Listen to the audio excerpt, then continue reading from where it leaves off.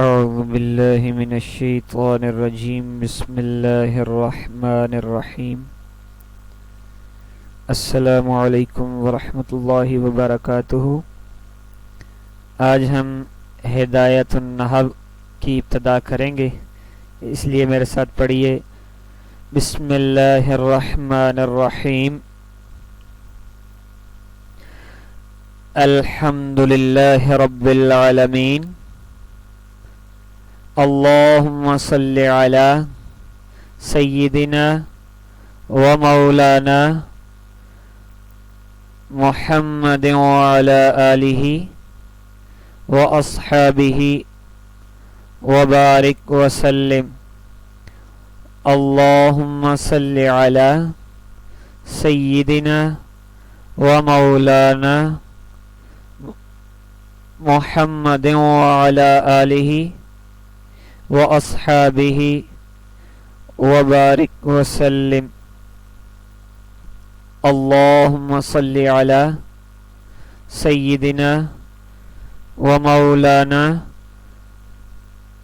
محمد وعلی آلہ وَأَصْحَابِهِ وَبَارِكْ وَسَلِّمْ۔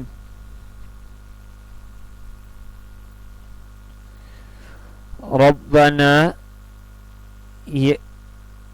یسر لنا هذا الكتاب ولا تعسره وتممه بالخير وبك نستعين يا فتاح يا عليم۔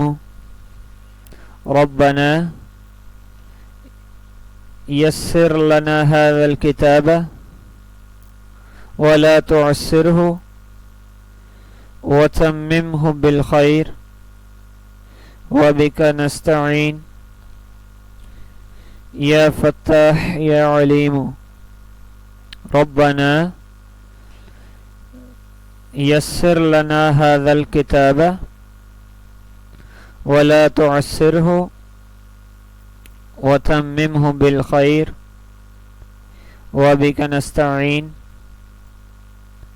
یا فتاح یا علیم۔ آمین ثم آمین۔ اللہم صلی علی سیدنا و مولانا محمد وعلی آلہ واصحابہ وبارک وسلم۔ اللہم صلی علی سیدنا و مولانا محمد وعلی آلہ و اصحابہ وبارک وسلم۔ اللہم صلی علی سیدنا و مولانا محمد وعلی آلہ و اصحابہ وبارک وسلم۔ جی اب ہم سبق کی ابتدا کرتے ہیں۔ ہم نے دعا پڑھی بسم اللہ الرحمن الرحیم۔ الحمد للہ رب العالمین والعاقبۃ للمتقین والصلاة والسلام علی رسولہ محمد وآلہ واصحابہ اجمعین۔ اما بعد فهذا مختصر مضبوط في النحو جمعت فيه مهمات النحو على ترتیب الکافیۃ مبوبا۔ یہاں تک اب ہم اسے سمجھتے ہیں۔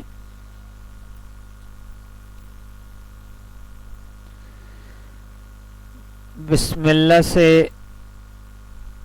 متعلق ایک اہم نقطہ آپ حضرات کے سامنے ذکر کرنے لگے۔ بسم اللہ میں ایک لفظ اللہ ہے جو اللہ تعالیٰ کے ذات کا علم ہے، اور جس طرح کسی کا نام رکھ دیا جاتا ہے زید، عمر، بکر وغیرہ، تو اسی طرح اللہ تعالیٰ کا نام کیا ہے؟ یہ علم ہے، اور یہ اللہ کے بعد الرحمن اور الرحیم یہ صفتیں ہیں. الرحمن ایک صفت ہے، اور الرحمن اور الرحیم کے اندر بھی کوئی نقطہ نہیں. جس طرح اللہ کے اندر کوئی نقطہ نہیں، رحمان اور رحیم کے اندر کوئی نقطہ نہیں. جس طرح اللہ کے اندر کوئی نقطہ نہیں، رحمان اور رحیم کے اندر بھی کوئی نقطہ نہیں. اور یہ بات اس بات کی طرف اشارہ ہے کہ جس طرح اس کی ذات میں کوئی نقطہ نہیں، اس کی صفات میں کوئی نقطہ نہیں، اسی طرح یہ ذات اور صفات، یہ ذات ذاتی طور پر بھی اور صفاتی طور پر بھی ہر قسم کے عیب اور نقائص سے پاک ہے. جس طرح کہ اس کا نام ہے اور اس کی صفات ہیں جو ہر نقطے سے پاک ہیں. اور رحمان صرف بندے کے لیے، اللہ تعالیٰ کی ذات کے لیے بولا جاتا ہے، اور رحیم جو ہے یہ صرف اور صرف اللہ کی ذات کے لیے نہیں بلکہ اللہ تعالیٰ کے علاوہ بندوں پر بھی بولا جا سکتا ہے. یہاں رحمان میں نقطہ نہیں ہے، لیکن رحیم کے اندر یہ جو یا کے نقطے لائے ہیں، یہ نقطے لا کر فرق واضح کر دیا کہ جو جس میں نقطے آ جائیں وہ لفظ صرف خالق کے لیے نہیں، وہ مخلوق کے لیے بھی استعمال ہو سکتا ہے.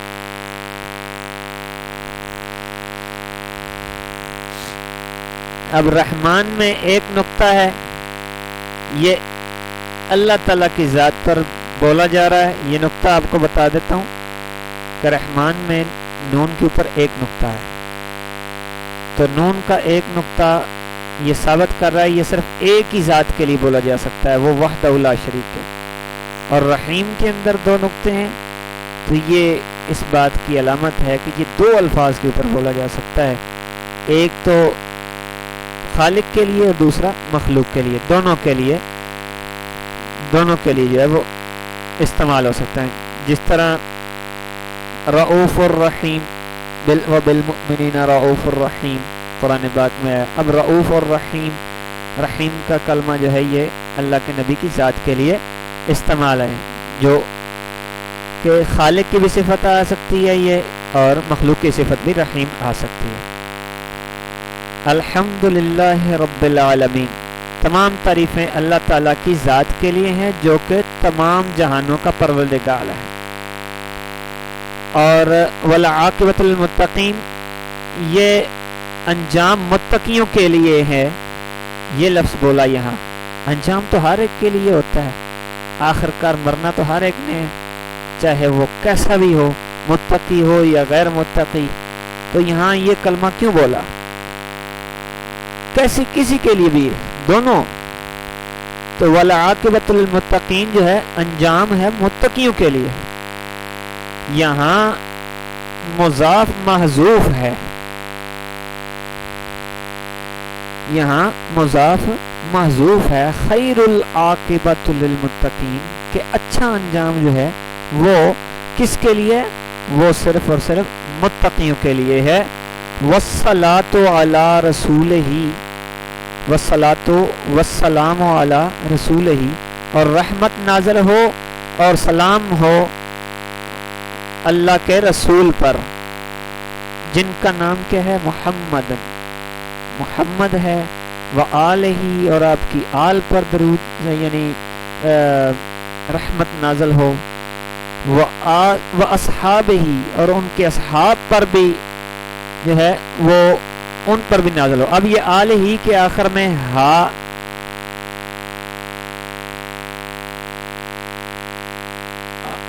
اور آل کے آخر میں ہا جو ہے یہ ہا لوٹ رہی ہے آقا کریم علیہ السلام کی ذات محمد کی طرف. اور آل سے مراد صرف آل رسول نہیں ہے، آل سے مراد یہاں ساری کی ساری مخلوق جو کہ متقی اور پرہیزگار مومنین ہیں، جو اللہ تبارک و تعالیٰ کے حبیب کی اتباع کرنے والے متبعین، ان کو آل کہا گیا ہے. اور پھر صحابہ کے لیے علیحدہ لفظ بولا کہ تمام صحابہ پر بھی جو ہے تمام کے تمام صحابہ پر نازل ہو، رحمت نازل ہو. ٹھیک ہے جی. یہاں اجمعین کا آخر میں کلمہ استعمال کا ہے، تو اجمعین کا کہ اجمعین کا کلمہ بول کر رد کر دیا ہے اہل تشیع کا کہ تمام صحابہ پر اللہ پاک کی رحمت ہو، اس سے رد ہوا ہے اہل تشیع کا کہ وہ چند صحابہ کو کچھ مخصوص صحابہ کو بیچ میں سے نکال دیتے ہیں، تو یہ ان کا رد ہو گیا ہے۔ اور پیچھے آل کے لیے میں نے آل رسول کے علاوہ میں نے تمام جو ہے وہ امتی لیے ہیں، وہ بھی آل میں استعمال ہوتی ہیں۔ تو یہاں کسی کا اعتراض ہو سکتا ہے آل تو صرف اولاد کو ہی کہا جا سکتا ہے، نہیں، جو انبیاء ہوتے ہیں یہ مربی ہوتے ہیں، تربیت کرنے والے ہوتے ہیں۔ جو مربی ہوتا ہے، جو استاد ہوتا ہے، وہ روحانی باپ کی طرح ہوتا ہے، اور حضور نبی کریم صلی اللہ علیہ وسلم ہمارے روحانی باپ ہیں، تو ہم ان کی وہ ہمارے روحانی باپ ہیں، اس لحاظ سے ہم ان کی اولاد بنتے ہیں۔ اور اجمعین کے کلمے کے ساتھ جو ہے ان کا رد کر دیا گیا ہے کہ جی اچھا جی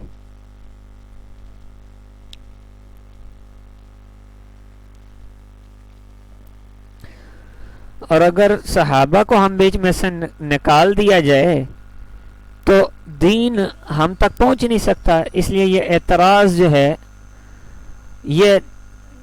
اعتراض جو ہے صحابہ کا اوپر یہ لغو ہے، کیونکہ صحابہ جو ہیں یہ حضور نبی کریم صلی اللہ علیہ وسلم کے براہ راست شاگرد ہیں، اور شاگرد ماہر نیک اور متقی ہوں تو یہ استاد کے ماہر نیک اور متقی ہونے کی علامت ہوتی ہے، اور اگر شاگرد ہی نکما نالائق اور متقی پرہیزگار نہ ہو تو اس سے آپ خود اندازہ لگا سکتے ہیں کہ استاد کیسا ہوگا۔ تو استاد پر بھی جو ہے وہ اعتراض اٹھتا ہے۔ تو جب صحابہ پر الزام آئے گا تو اس کا مطلب یہ ہے کہ وہ حضور نبی کریم صلی اللہ علیہ وسلم کی ذات پر اعتراض ہے، کہ ان کی تربیت پر اعتراض ہے۔ اما بعد یعنی اس حمد و صلات کے بعد فہذا مختصر مضبوط فی النحو، یہاں اما بعد کا جو لفظ ہے یہ ہمارے علماء کا ایک طریقہ ہے، اور یہ سنت ہے کتابوں کے اندر، خطوط کے اندر، خطبات کے اندر اس لفظ کو جو ہے وہ ذکر کیا جاتا ہے۔ اس لفظ کو جو ہے علماء کرام بیان فرماتے ہیں کہ یہ سب سے پہلے اما بعد کا لفظ فرمانے والے سب سے پہلے حضرت یعقوب علیہ السلام ہے۔ بعض علماء کا یہ فرمانا ہے کہ حضرت یعقوب علیہ السلام نے جب حضرت یوسف علیہ السلام اور ان کے بھائی جب حضرت یوسف علیہ السلام کو لے کر گئے کنویں میں ڈال دیا، تو وہاں کنویں میں جب وہاں سے قافلہ لے کر انہیں لے کر چلا گیا، اور جب وہ مصر کے حکمران بنے تو حضرت یعقوب علیہ السلام نے حضرت یعقوب علیہ السلام نے ان کی محبت اور جدائی کے اندر روتے روتے ان کی بینائی چلی گئی، یہاں تک ان کی بینائی چلی گئی۔ پھر حضرت یوسف علیہ السلام جب وقت کے حاکم بنے، حکمران بنے، لوگ غلہ لینے کے لیے آئے، قحط ہوا، اور بھائیوں نے جو ہے وہ غلہ لینے کے لیے حضرت یعقوب علیہ السلام نے ان بھائیوں کو بھیجا جا کر غلہ لینے کے لیے، اور حضرت یوسف علیہ السلام کے اور بھی بیویاں تھیں حضرت یعقوب علیہ السلام کی، اور حضرت یوسف علیہ السلام کے جو ماں کی طرف اور باپ کی طرف دونوں سے سگے بھائی تھے وہ تھے حضرت بنیامین تھے۔ وہ حضرت بنیامین جو ہے ان کے ساتھ بڑی محبت رکھتے تھے حضرت یعقوب علیہ السلام، تو آپ ان سے جدائی پر، حضرت یعقوب علیہ السلام کی جدائی پر سینے سے لگا کر اپنے دل کو ٹھنڈک محسوس کرتے تھے، ٹھنڈک لیتے تھے۔ تو حضرت یعقوب علیہ السلام سے وہ بھائی کو لے کر گئے، اور حضرت یوسف علیہ السلام نے انہیں دیکھا تو پہچان لیا، کیونکہ اس وقت تو وہ چھوٹے تھے۔ حضرت یوسف علیہ السلام نے تو پہچان لیا، لیکن انہوں نے حضرت یوسف علیہ السلام کو پہچانا نہیں۔ ان کو غلہ دیا، غلہ دینے کے بعد ان کا اکرام بھی کیا. یوسف علیہ السلام سے اپنے بھائی کا مانگا غلہ کہ اس کا جو بھائی ہے اس کے بھی حصہ دیں. آپ نے فرمایا کہ وہ جب تک بھائی نہیں آئے گا اس وقت تک آپ کو حصہ نہیں ملے گا. جب یہ صورتحال ہوئی تو والد گرامی سے گزارش کی حضرت یعقوب علیہ السلام سے, بڑی کوشش کر کے محنت کر کے باپ سے جدائی ہوئی اور بیٹا لیا, بھائی کو لے کر وہاں گئے. حضرت یوسف علیہ السلام کے پاس جب پہنچے, غلہ دیا اور بھائی کو روکنے کی کوشش کی, سوچا کہ کس طریقے سے روکا جائے. غلاموں کو حکم دیا کہ اس طرح کرو کہ اس کے سامان کے اندر پیالہ چھپا دو. پیالہ چھپا دیا گیا. حکم ہوا کہ بادشاہ کا پیالہ گم ہو گیا ہے, تلاش کرو کسی نے چوری کیا. تلاشی کے دوران حضرت بنیامین کے جو بھائی تھے ان کی بھی تلاشی لی گئی. انہوں نے کہا ہم کیسے تلاشی دے سکتے ہیں, ہم تو چوری نہیں کر سکتے, ہمارا خاندان تو بڑا متبرک بڑا اعلیٰ نبوت کا خاندان ہے. تو انہوں نے کہا کہ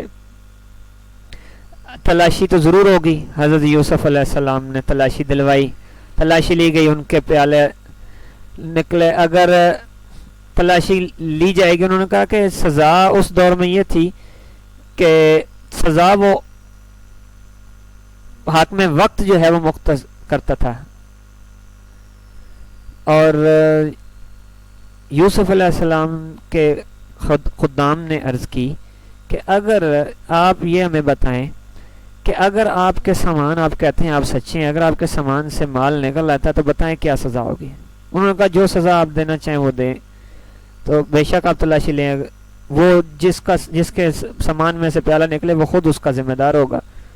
چنانچہ تلاشی لی گئی تو بنیامین کے سامان سے وہ پیالہ نکل آیا. تو اب وہ پریشان ہو گئے کہ ابا جی سے تو بڑی منت سماجت کر کے ہم لے کر آئے تھے, پہلے ایک بھائی کو ہم نے جو ہے اس کے ساتھ ظلم کیا تھا, تو ابا جی تو ناراض ہو گئے.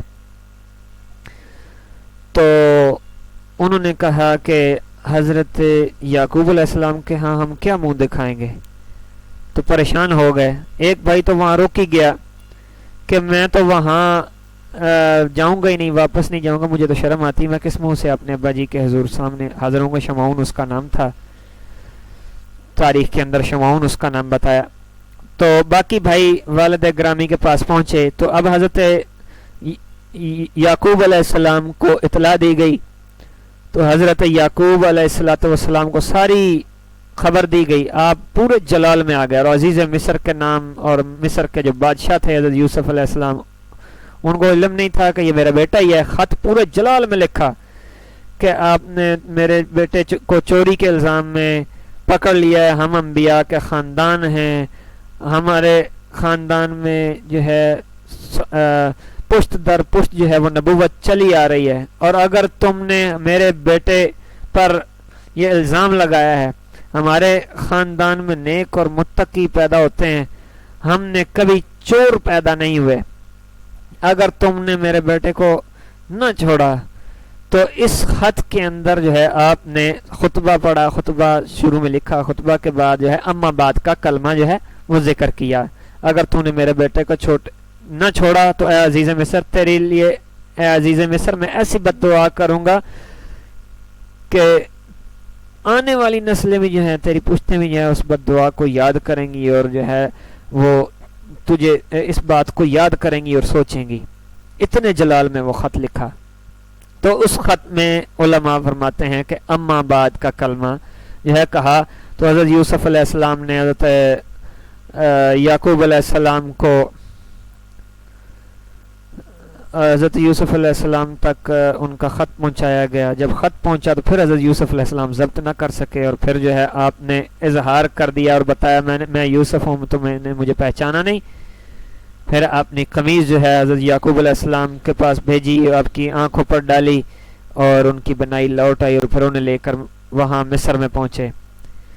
تو بات یہ چل رہی تھی کہ اما بعد کا جو کلمہ ہے اس کے بارے میں بحث چل رہی تھی کہ یہ کلمہ انہوں نے سب سے پہلے ذکر کیا ہے.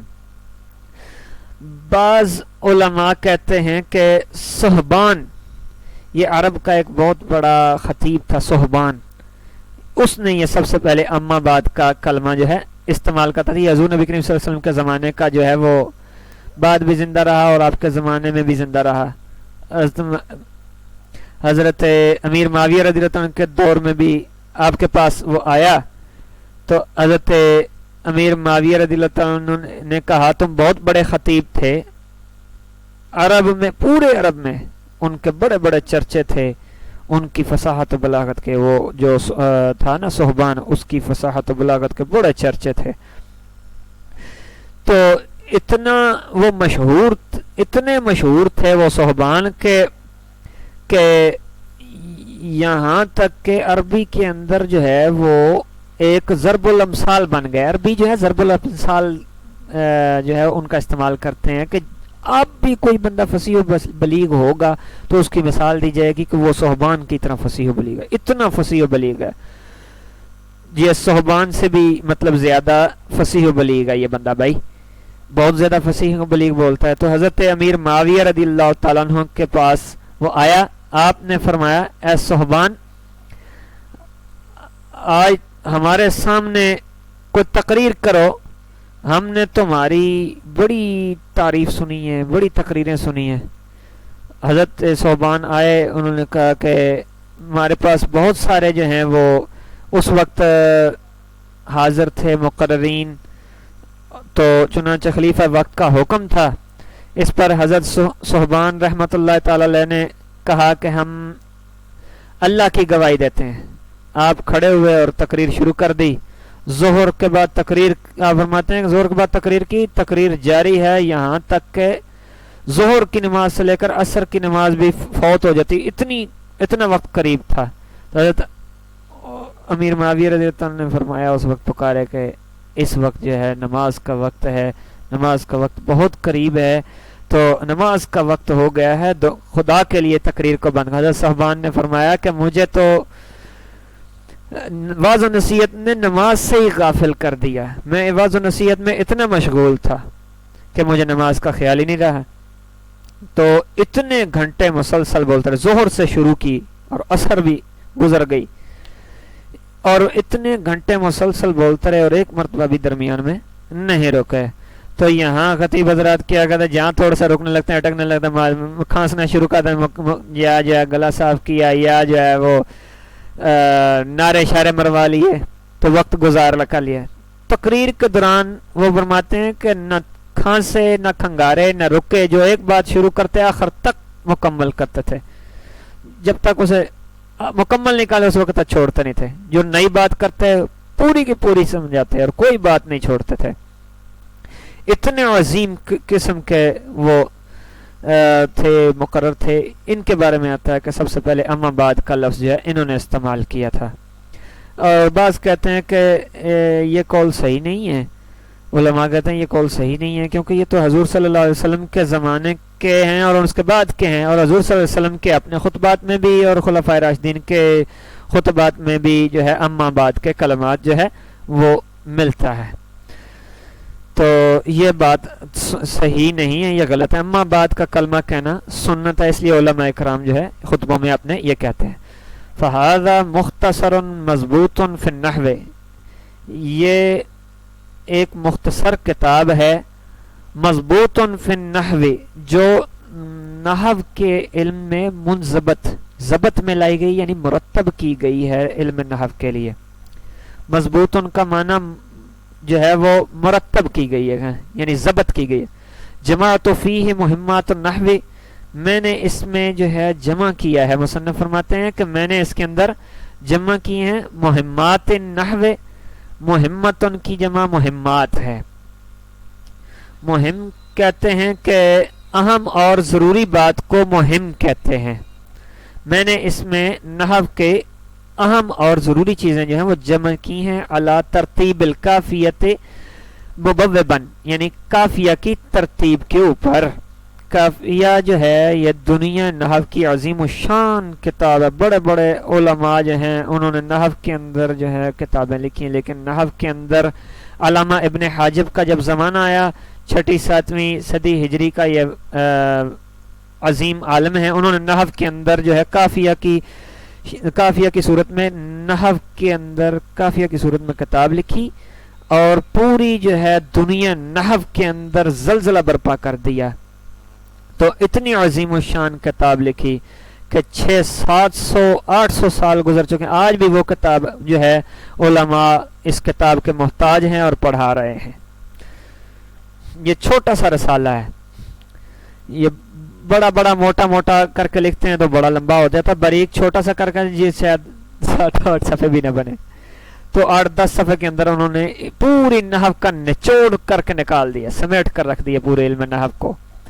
تو وہ کتاب بڑی مشکل کتاب ہے اور پیچیدہ قسم کی کتاب ہے. تو ان کے پاس فالتو لفظ نہیں ہوتے, مزید اضافہ نہیں کرتے, مختصر لفظ, ایک بھی لفظ وہ جو ہے وہ ضائع نہیں کرتے, ضائع ہی نہیں جانے دیتے. ضرورت ہو تو لے کر آئیں گے, ورنہ ضرورت نہیں ہے تو اس کو نہیں لے گئے. تفصیلات کے اندر وہ نہیں جاتے, صرف اشارات سے کام چلائیں گے, ورنہ اشارہ سے کافی ہے. وہ باقی کہتے ہیں باقی مسئلہ استاد سے سمجھ لو, میں نے سمجھا دیا ہے, میں نے بتا دیا یہ بھی مسئلہ ہے, باقی استاد سے سمجھو. فالتو لفظ لے کر ہی نہیں آئے. مختصر ترین اور انتہائی جامع کتاب لکھ دی انہوں نے. علم نحو کے اندر ایک تہلکہ مچا دیا. دنیا جو ہے وہ آپ حیران ہوں اگر اس کتاب کو پڑھیں. تو یہ اب ہدایت النحو جو ہے اس کے طریقہ پر لکھی گئی ہے. آپ ہدایت النحو کو پڑھیں گے تو آپ حیران ہو جائیں گے. تو وہ تو ہدایت النحو تو تفصیل کے ساتھ ہے.